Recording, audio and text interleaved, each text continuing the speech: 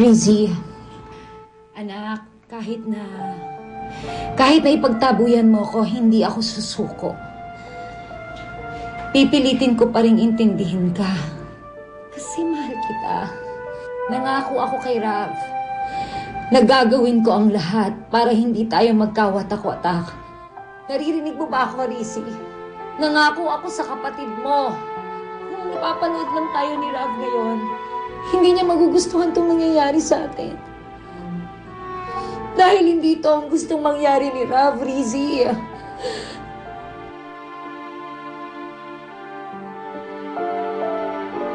Sana makinig ka, Rizzy. Hindi ito gusto ni Rav. Hindi ito gusto ni Rav.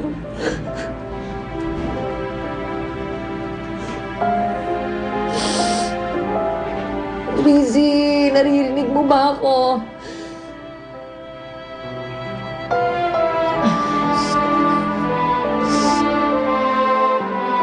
Wala kayong alam tungkol sa gusto niya.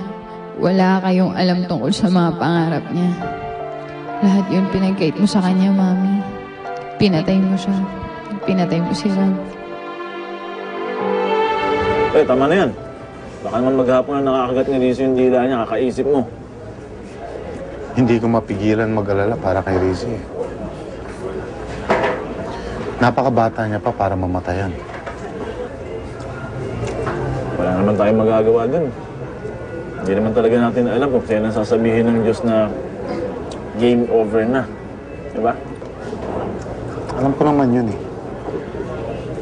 Pero sana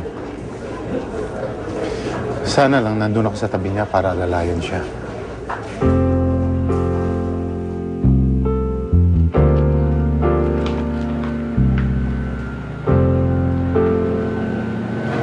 Yaya Cora? Rosam, nabalitaan ko yung nangyari kay Rav. Ayos sa kanya. Okay lang naman. Tanggap ko na naman na wala na si Rav eh. Pero si Rizzy, ayun, nag-iinarte pa rin. Hanggang ngayon hindi pa rin siya makapag-move on. Si Mami pa rin ang sinisisi niya sa pagkamatay ni Rav.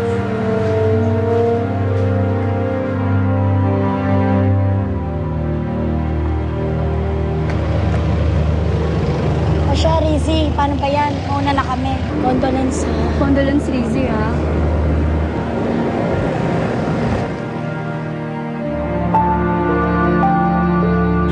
Wala na sila.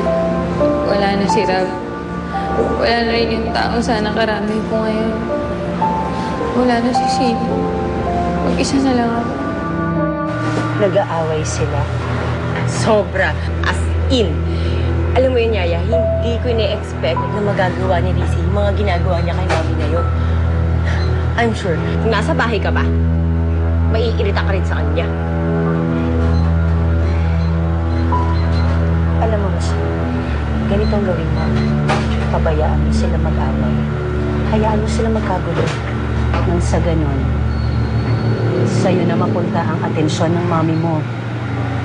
Ikaw na ang pagtutuunan ng pansin ni Alvinet.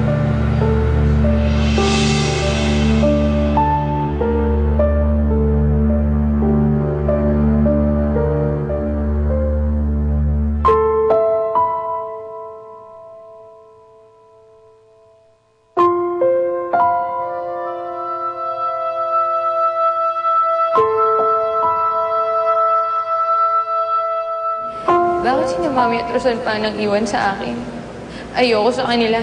Hindi nila ako naiintindihan.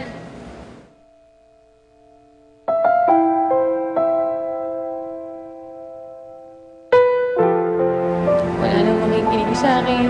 Wala na akong matatakbuhan. Wala na akong makakausap. Mag-isa na lang ako.